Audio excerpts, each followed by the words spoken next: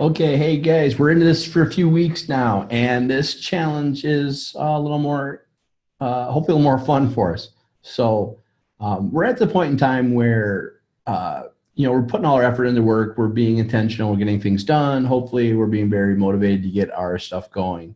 And, it's easy to get distracted by other things and do other things that aren't really beneficial for our business. And part of the reason we get distracted is we just kind of run out of steam, we run out of energy doing what we do, doing what we love to do, even though it is something we love, does take energy and does um, require us to put energy back into ourselves.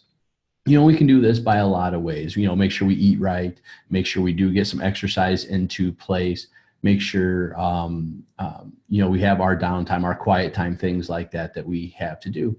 But the other thing I think we always forget is we do have to find what energizes us, what motivates us, what moves us.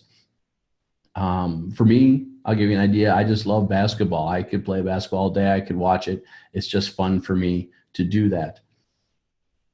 So that's really what I try to do throughout the year is get some time to get out there and do those kind of things.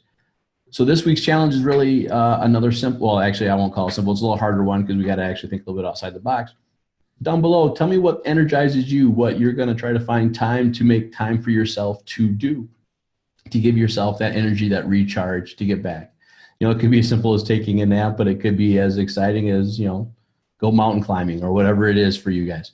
I hope you guys have some fun with this. Write down what energizes you, what keeps you going, what recharges those cells so we can keep doing this for 365 days. Can't wait to see what you guys write. Talk to you later.